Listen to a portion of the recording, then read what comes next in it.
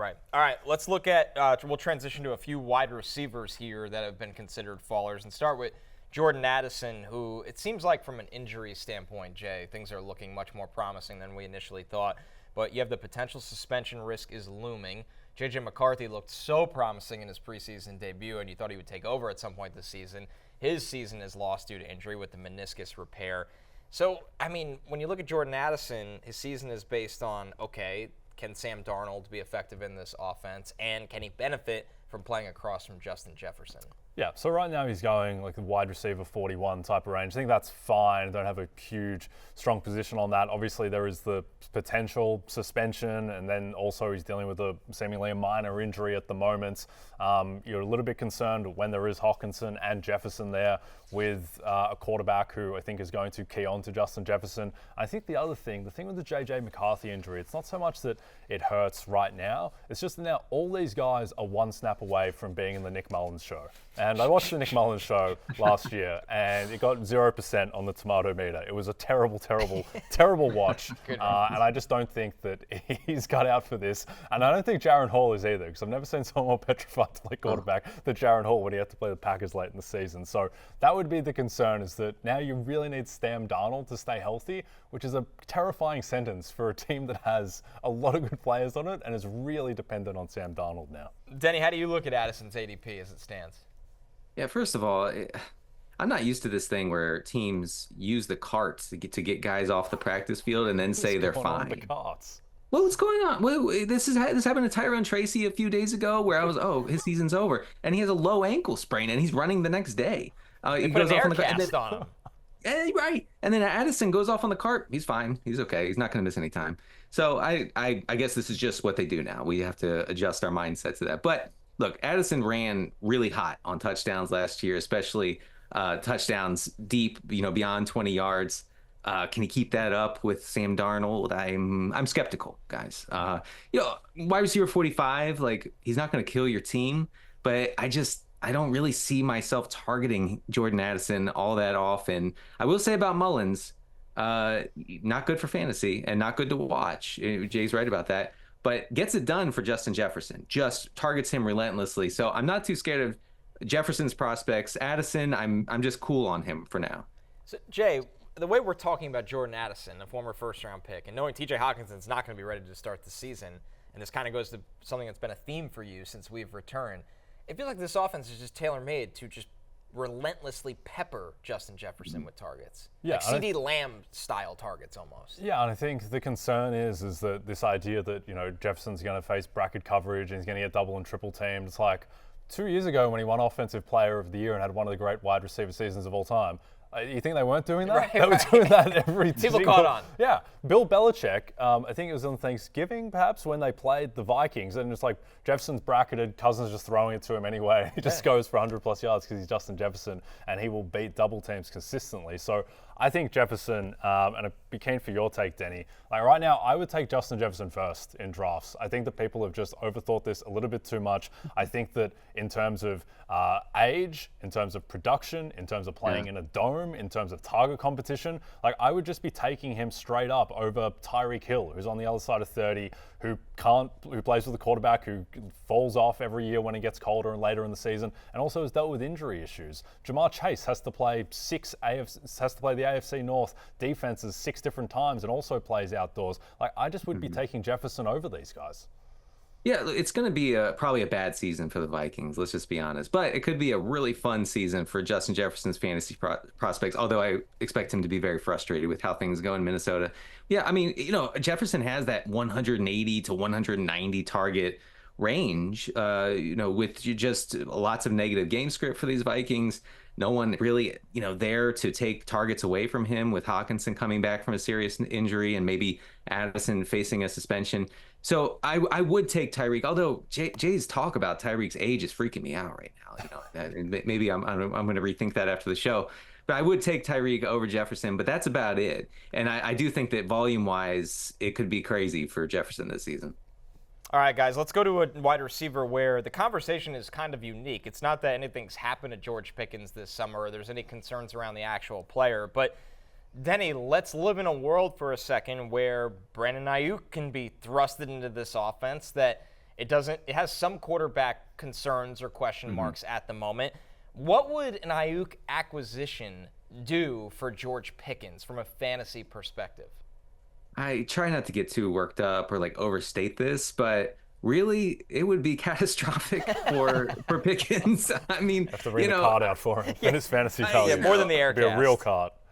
There's just no, I don't know. There's no path to like serious fantasy changing volume for Pickens if Ayuk comes there. Ayuk, really good target commander. We're talking about an Arthur Smith coached offense with possibly Justin Fields, who, he takes away pass attempts because he takes off and runs, right? And we have to remember that. So if Fields gets the job, if Ayuk gets to Pittsburgh at some point in the next, 5 years, then Pickens, is looking at an 80 target season, maybe 90 targets. And Pickens is the kind of big play wideout who can make a lot from a little. And I do acknowledge that. But from a fantasy standpoint, if you have him as your wide receiver 2 or 3, even 3, I think you're just going to be very frustrated. You're going to really want to bench him at points because of the small outputs, and then he's going to have spike weeks. It's just not a fantasy profile that I'm chasing, guys.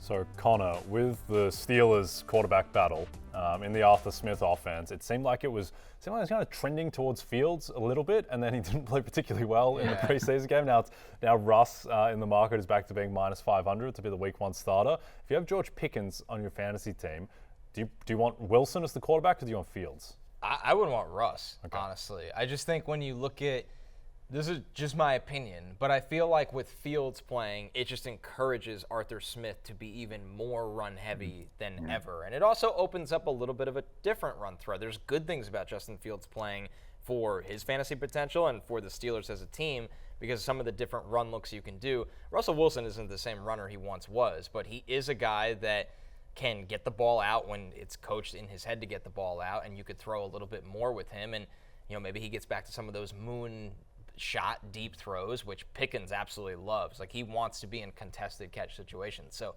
I would want Russ if I'm drafting George Pickens and taking the Ayuk part of the equation out the door. And I agree with you, Jay. I just think it's easier to start the season out with Russ and eventually go to a Justin Fields. It feels a little weird to start out with Fields.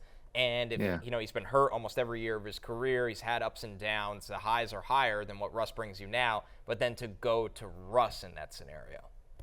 Yeah, I mean, as far as pass volume goes, I think that you're right, Connor, in that we're going to see more pass volume if and when Russell Wilson starts for the Steelers. How long that lasts, who knows? I mean, I feel like these guys could just be juggled back and forth all season. But it really will change the landscape for the pass catchers in this Pittsburgh offense, including Pickens, including Freiermuth, including maybe Jalen Warren, who looks like the primary pass catching back in that backfield. So I guess I would want Russell Wilson, although my best ball teams would like Justin Fields because we like the rushing. But as far as pass catchers go, it's Russ for sure. All right, guys, our last wide receiver on our fallers list, rookie Troy Franklin here, Jay, a deep threat. He's played with Bo Nix at Oregon. They had a lot of success, but unfortunately for Franklin, he's a guy that's been struggling in camp so far in a passing offense that at the moment doesn't really inspire a ton of confidence anyway. Besides Cortland Sutton, we know what he could do, but after that, it feels like a big, wide room of different options that could really be almost a committee. Yeah. So I lived in Denver for a few years, got a lot of Broncos fan friends, and they're all very confused about everything that's happening in Denver right now. It's like, why is Bo Nix our quarterback? Why did we take him 12th overall? What is his offense going to look like? I'm really excited for Troy Franklin. He just doesn't seem to be part of anything that's going on at the moment. So I think I don't really want any part of that offense outside of maybe Javonte Williams. And I think Cortland Sutton is clearly Peyton's guy, and it clearly preferred him over Jerry Jeudy. But do you think that Franklin's skill set kind of pairs with Bo Nix? Well, I think there's obviously the built-in chemistry. They had not only the deep threat ability in Oregon's offense, but a lot of screens to Franklin. And I just think that's not going to happen for him out of the gate his rookie season. A guy that needs to get bigger, stronger. It's going to take a little bit more time in Sean Payton's offense, which can take a while to learn for a younger player. So I think that Franklin is not a giant factor his rookie season. And to be fair, he was drafted that way in the NFL draft. This is somebody once upon a time that was looked at as a top 40, top 50 selection. He fell in the draft, and now you're seeing him in camp not really get thrusted into a situation with the ones where things are wide open. So, yes, down the road, him and Bo Nix, there's a connection there, and they'll build on that. But out of the gate, where we don't know who the starting quarterback is going to be, we don't know who the other wide receivers are going to be out of the gate, there's too much, variance and question marks here that I would want any shares. Two questions for you then. One, do you think the connection they had in college will translate to the pros? And then secondly, how does Troy Franklin compare to Marvin Mims? It's a really good point because they do run the same kind of deeper route tree. Now, I think Franklin's route running was better than he was given credit for. The biggest question with him will be, can he get off the line of scrimmage? A guy that plays, almost like Jalen Hyatt, 172, 175 pounds. I think the play speed is even faster than the time speed. So I think with Franklin, they would have to, preferably keep hands off him, play him in the slot. So if you're not seeing that right away, an effort to do that right away in camp, well, that's a big concern. But the built-in chemistry with Bo Nix is a positive sign. These guys have had a ton of success. They weren't a one-year wonder. Those last 2 years at Oregon, Franklin was one of the best wide receivers in the country. And the timing with Nix, the ability for Nix to push the ball down the field specifically to Franklin, I'd buy into this a little bit more from a dynasty standpoint. But Denny, in a redraft standpoint, this doesn't seem like this one has much of a point. It feels like Mims should be getting those opportunities in year 2 compared to Franklin getting them year 1.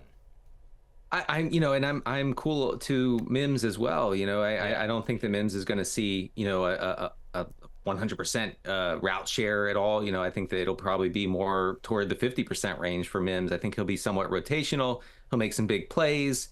For fantasy, who knows? Like if you're in a managed league where you have to choose starters every week, Mims is going to be tough. He's going to be tough. He's going to be your least favorite player in the world. Troy Franklin, there was a report that the Broncos had a second-round grade on Franklin, so maybe that will factor in at some point. But beyond Cortland Sutton, I don't think that there's much here. I don't think there's much fantasy juice to squeeze beyond Sutton. I wouldn't be surprised if Franklin is just a straight backup to Josh Reynolds. Coaches love Josh Reynolds, and he's a reliable veteran receiver. We know Sean Payton likes that sort of player. So I think Franklin should remain on pretty much all waiver wires after the draft. I think the last thing you touched on, Denny, is very important to remember here is who is leading the charge. And it's a guy in Sean Payton that I know Jaleel McLaughlin had moments last year, but overall he's a coach that's going to lean more on veterans in that situation. We saw this with Marvin Mims last year. I feel like Marvin Mims would, maybe have a chance at a big play and then his snap count would be significantly low.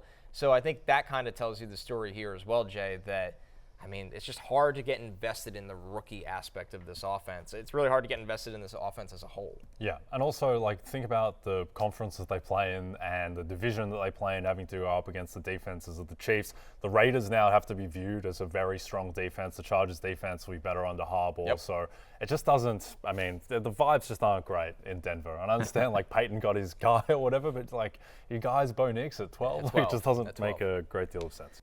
Hey, it's Matthew Berry from NBCSports.com and RotoWorld.com, and I want to thank you so much for watching whatever it is you just watched, or if nothing else, being too lazy to click out of the autoplay after this video started, after whatever it is you actually wanted to watch finished.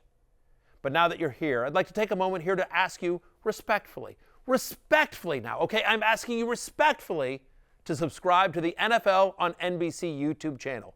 You'll get the latest RotoWorld fantasy news headlines, all sorts of great shows, including my own Fantasy Football Happy Hour. So go subscribe now. Again, I'm asking respectfully.